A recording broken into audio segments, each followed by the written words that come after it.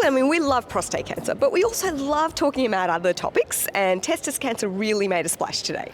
Well, and the audience definitely like when we stop talking about prostate cancer and talk about something else. So, yep, it's testis cancer today. And who better to talk about testis cancer than the great Rob Hamilton?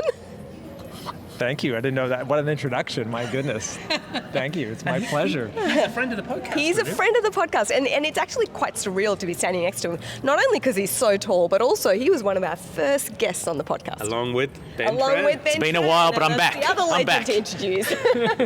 Ben Tran, of course, is a poster boy for testis cancer all around the world. Yes, and he's one of our advisors on GUcast, and we were just remembering, well, Rob Hamilton was on the podcast like way back, and actually Rob and Ben were on in April 2020. It was our 6th ever episode. We just started posting end of March, just as the pandemic was hitting around the place, and we ended up doing a series of podcasts about prostate cancer during COVID. We went and spoke to Alberto Briganti, I remember. That's right. Renal cancer, we spoke to Ben Chalicum.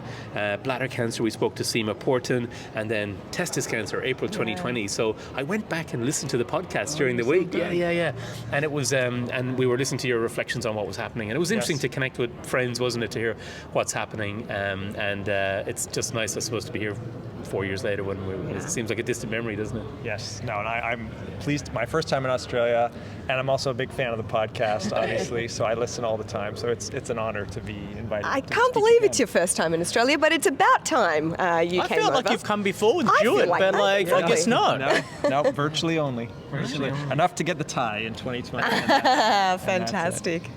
Well, Ben, I mean, it was a great session this morning, wasn't it? And I thought Rob really kind of laid out what's really up and happening in testis cancer in 2024. The 3 waves. Let's talk about that.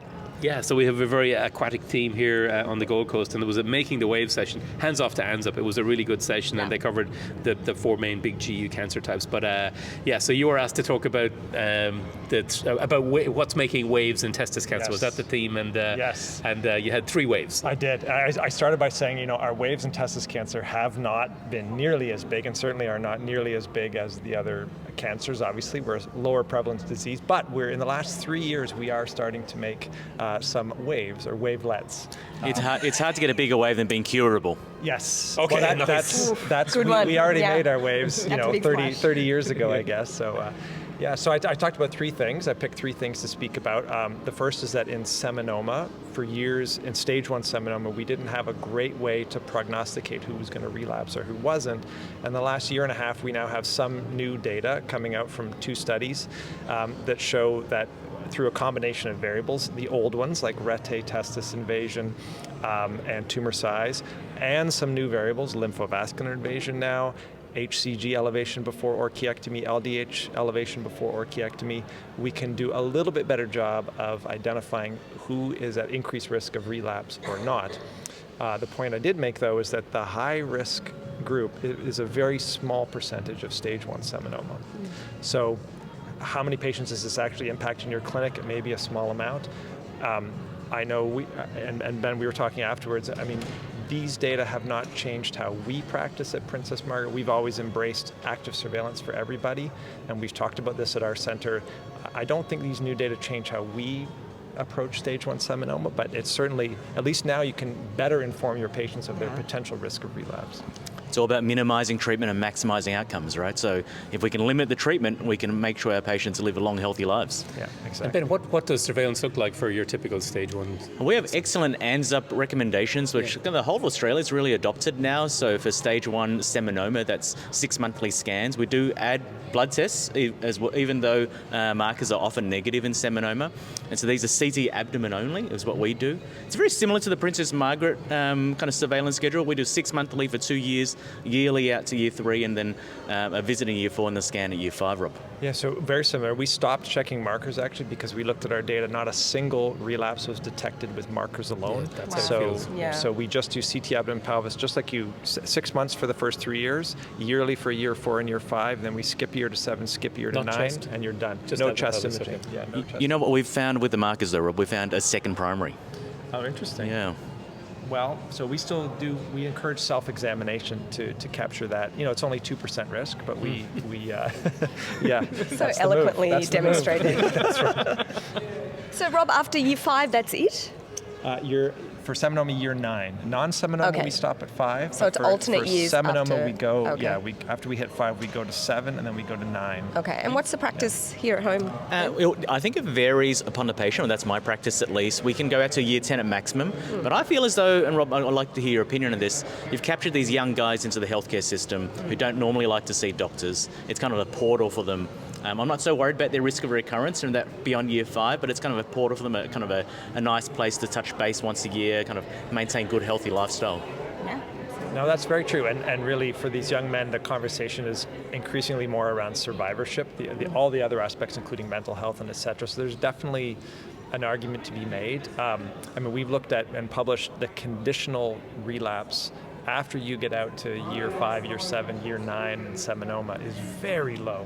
So as you say, you're after year 9 for us, it's very low utility of continuing to survey them. So, but there could be an argument made for that survivorship piece. That conditional survival paper is excellent for insurance reasons for patients needing to get their insurance sorted. Renu, I have a question for you.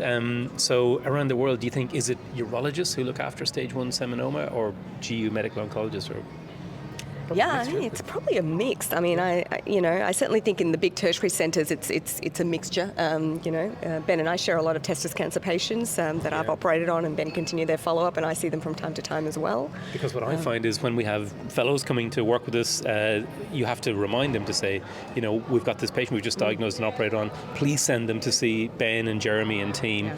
And there's we normally just look after them ourselves in our centre, and so there's a very different, not that I think meticulous approach to the surveillance schedule. So what do you see, Rob? Yeah, well, I think as you observe, it's different at different centers. And I always remind people that we know the outcomes are better when managed at high volume centers. And it's not just about, you can do the really complex, post-chemo RPLNDs or do the high dose chemotherapy.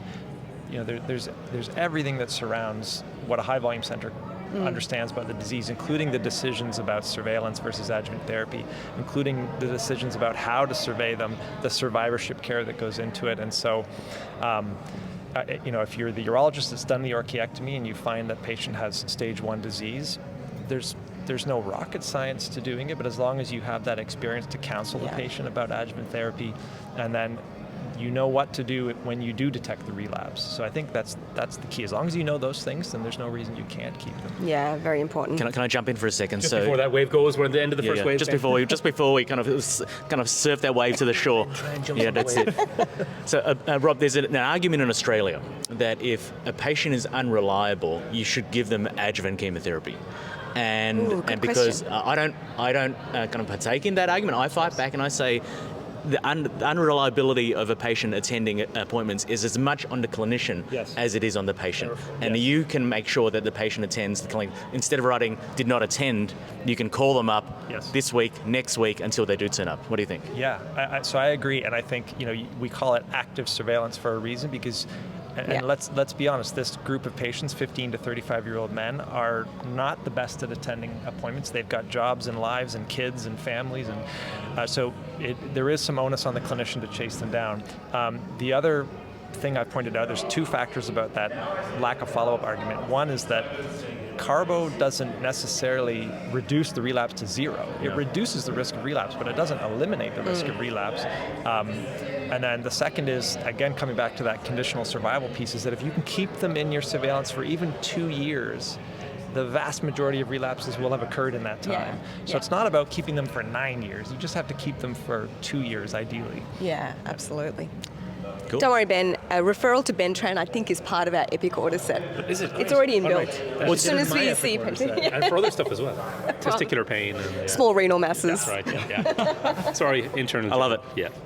All right. Okay, another wave coming. Oh, wave 2, Rob. Wave 2. Yes, wave 2 is new treatment paradigms for stage 2 seminoma. And for years, we've had radiation and chemotherapy, and that's it. And we sort of say bigger tumors should go for chemo, smaller nodal masses should go for radiation therapy as primary treatment. Now we have 3 new, if you include RPLND, which we should. So we have a SemiTep trial, which looked at giving 2 cycles of carbo and then a PET scan, and then for the FDG PET.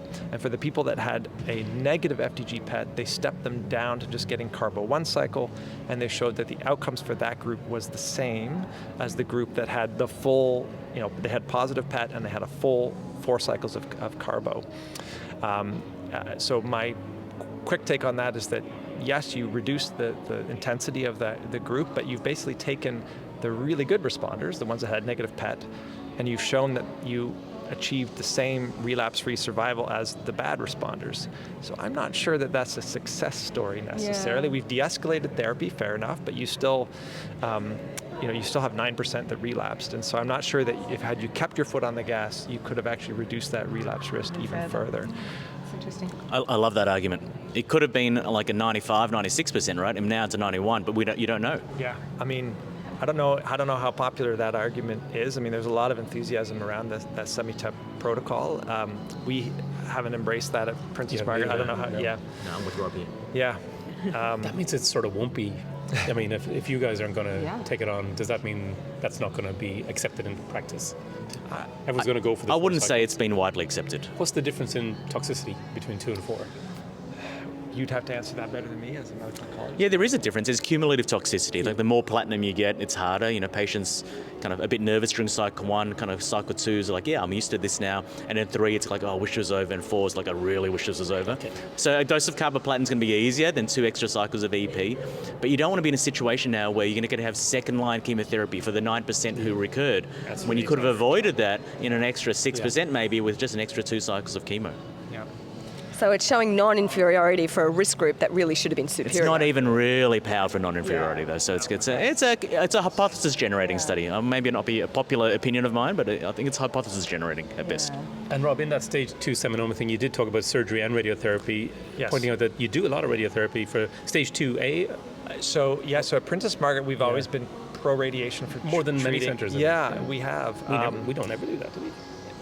But we don't have Parag Ward and Peter Chung working with us. Yes, and so we 2A, there's no question around the world. I think people have equipoise about radiation and chemo. For 2B disease, I think most people give chemo, but we still, as long as it's not a bulky 2B, we still are very much pro-radiation, and we've just submitted an update on our data for treating 2Bs, and the relapse risk is 9%, so almost on par with chemo for that same patient population. So chemo is about 5-6%, radiation 9% relapse risk. And so for a patient in whom you don't want to give chemo, or there's a contraindication to chemo, radiation is a totally acceptable treatment for those patients. And just the 2A and 2B, that's 3 centimeters. Is that still the 2 centimeters actually? 2 centimeters. It's interesting. Yeah. So stage 2A is a 2 centimeter retroperitoneal thingy. Yeah, and then 2B is 2 and above. But I know where your confusion comes from, because a lot of the guidelines actually, they don't go 2A, 2B. They say 3 centimeters versus less than 3 centimeters. So it's confusing depending on the guideline you read. Because no. And we use 3 for surgery, which we could perhaps lead on to that topic next. Yeah, sure. So the final part of this, we're still in wave 2. RPLND, Hopped on the wave. Yes. So there's been a resurgence in interest of RPLND for seminoma, which historically we did almost 0 of, unless it's post-chemo residual mass. So there's been a series of new data. We have 3 prospective trials and a nice cohort, population-based cohort study that has looked at RPLND in stage 2 seminoma. RPLND, yeah. Yeah, exactly. And they've shown, now they're small sample size in terms of ranging from 30 to 60 patients. The follow-up is small, ranging from 2 to 3 years only. But they did show that relapse risk is anywhere from 10 to 30%, so a little more than the chemo and radiation that we just talked about. But the counter-argument is that if you succeed in doing RPLND only, then these young men never see chemo or never see radiation, and their long-term morbidity from that is arguably better. So that's the new wave of surgery for seminomas coming from those data. As you know, I have totally drunk the Kool-Aid on this. Yeah. I'm a big fan of primary RPLND. In the right patient though, Rob. Yes. It's all about patient selection, right? Yes. Yeah. No, sorry, Declan. I'm going to give your arm a rest. Oh. I'm just very conscious. For those of you listening on YouTube, poor Renu's been handing the microphone over. There you go. Yeah, you really have. And we never did this before. The bing bongs are going off here in the conference centre. It'll be over in a second. But when you and I joined Peter Mac 10, 14 years ago, we would never have done surgery in Guy Toner's day for this. So there is a change. This is a change. Is it just surgeries changing? It's not just all about a robot, is it? Yeah, so there's a lot to unpack there. I think one is that surgery, how we do RPLND is arguably better, less morbid, let's say, than, say, 20, 30 years ago. And that includes robots. It's not exclusively a robotic phenomenon. Like, I think a lot of the open RPLND surgeries practiced at high volume centers are getting less morbid, shorter lengths of stay. The caveat I think that's worth mentioning, though, is that I don't know that we have completely understood this story as yet. Again, we're talking about small series with relatively short follow-up, and while it is encouraging, I do think it's potential that the biology of seminoma is different than non-seminoma. And I think we have to see how this plays out to fully understand where the relapses are going to occur after surgery. We know it'll be between 10 and 30%, but where are they recurring? How are we able to treat them afterwards? So a couple of the guidelines, NCCN, AUA, have already incorporated that as an option to offer patients. I personally think we have to see this story play out a little bit more. Like in Canada, we haven't incorporated it in our guideline as yet. And even more than just selecting patients well, I mean, it has to be a surgeon who has significant experience in RPLND, perhaps using nerve-sparing techniques, and it has to be at a tertiary centre that has enough volume of these cases, and that's hard to come by, especially in the smaller centres. So I completely agree with that, and not to go back to the robotic argument, but one of the fears is that surgeons who may be outstanding in robotic techniques but maybe haven't done an RPLND in 3 or 4 years may see these data and say, oh, I'll do a robotic RPLND for a seminoma patient, but I still think they need to have a proper RPLND, stick to the principles that we would have for open for all the years prior for non-seminoma in order to optimize the outcomes for those young patients. Yeah. I'm a chemotherapist, I'm not a surgeon, but I think it is well worth exploring this, continuing to explore this in cohort studies to better understand it. If we can avoid chemotherapy and still cure 70 to 90% of patients with seminoma without chemotherapy, without radiation, that's well worthwhile. Mm-hmm. Yeah, it's very tempting. And also you can salvage these patients who do relapse. You haven't really lost that window. And that's right. And unlike adjuvant chemotherapy, which may influence, the effectiveness of kind of first-line chemotherapy for recurrence, this won't impact the kind of effectiveness of chemotherapy down the track.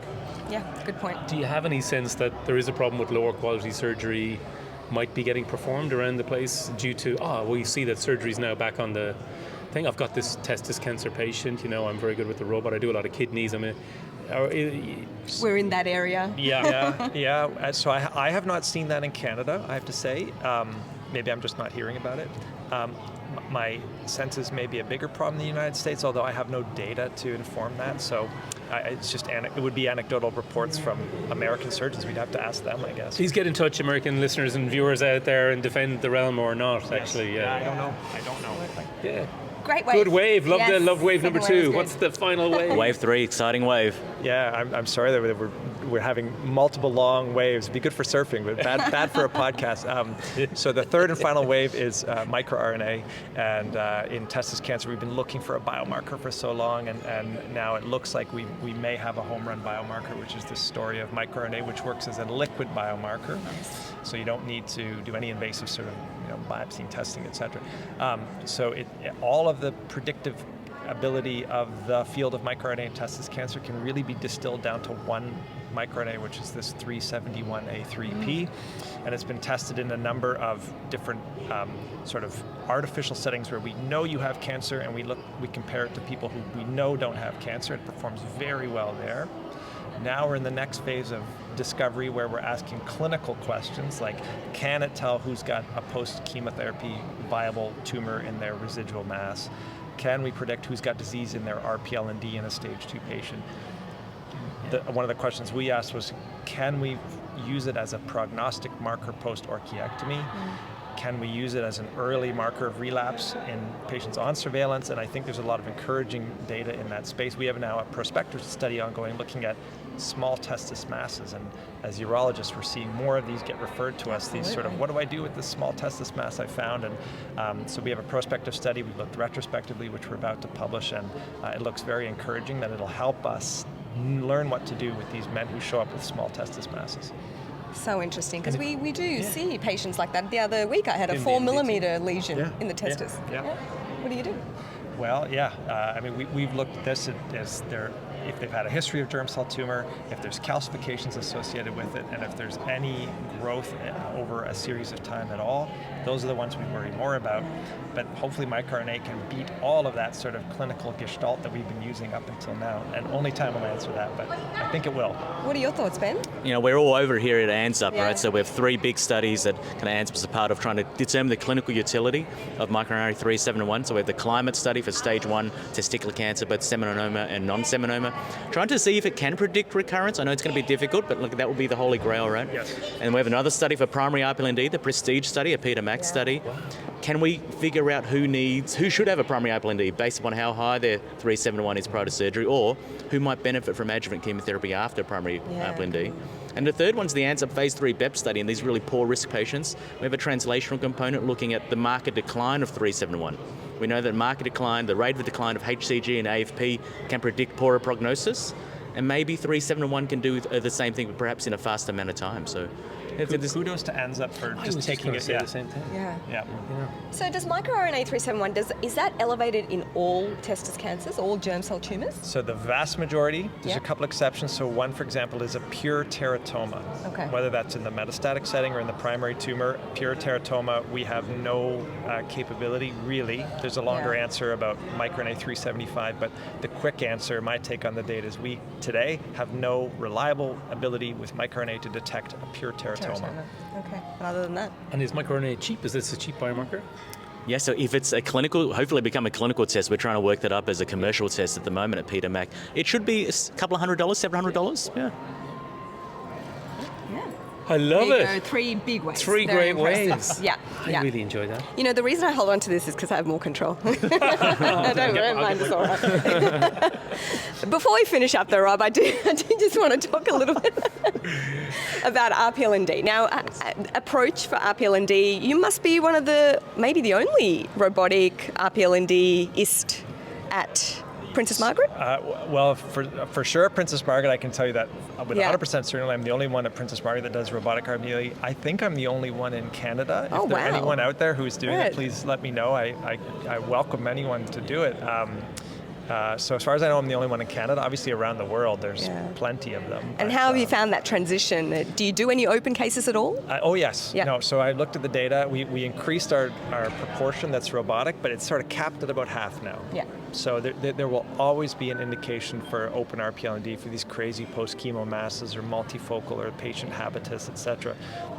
So for me, at least, it'll never go above half, I think, for me. Isn't this the most important message, though? This is exactly what it's like at Peter Mac as well. And we only started doing robotic RPLND a few years ago. And it's only Nathan Larenchuk who's doing it in our centre. And he himself and his colleague Jeremy Go do a lot of open RPLND still. So you need to choose the correct operation for the correct patient, not just because I'm more comfortable with robotic surgery in general. Yeah. Yes. So that's great to hear, Rob. You know, and how many a year do you do at RPLNDs at Princess Margaret? Yeah, so, and again, we're by far the highest in Canada. We probably pale in the US. We probably do about 40 to 50 a year total. Huge volume. Yeah, we don't do that. Yeah, we do less than that. Yeah. I loved it, Ben. I love having Rob around here. I know. I love the invitation. Yeah, it's been great. And you're becoming more and more of a surgeon now. Yeah. It was always bring on the small renal masses, Well, and although we're recording this at ANZUP, we're pushing it out as a separate podcast for that reason, because we did want to have a more prolonged discussion, didn't we? And so it's great to have you here for ANZUP, but this podcast is going out as a separate one because we know people love hearing about testis cancer. So.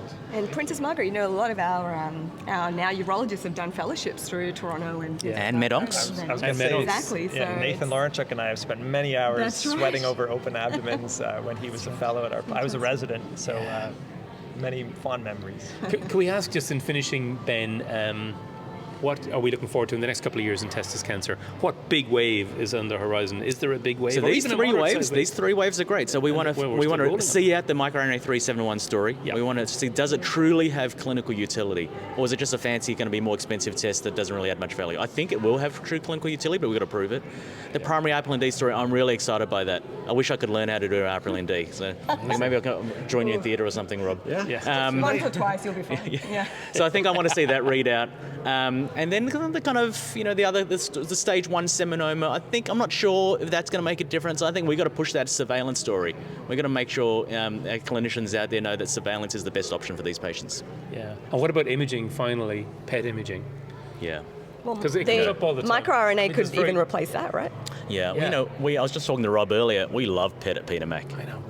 We throw PET around like lolly water, right? So, and I love how Rob said FDG PET, not PET. FDG. Just talking to a couple of prostate doctors. But I was talking to Rob. I think there is real value in before undergoing a primary RPLND. I think an FDG PET is very useful to exclude patients where you know it's not going to be helpful. And you look at the Swenoteca data where they do an FDG PET before primary RPLND, and their PT0 rates are much lower than the rest of the world. And our PT0 rates kind of anecdotally are very low as well. So I think we're selecting patients better using PET, and then hopefully we'll get some data to prove that. Okay. Yeah, from the surgical planning perspective, I guess it still will have value in the future. Fantastic. That was great, Renu. Gotta love testis cancer. Thanks very much again, and let's come back soon and do another one, another testis cancer one. Thank you. Enjoy the rest of your time in Australia. Thank you.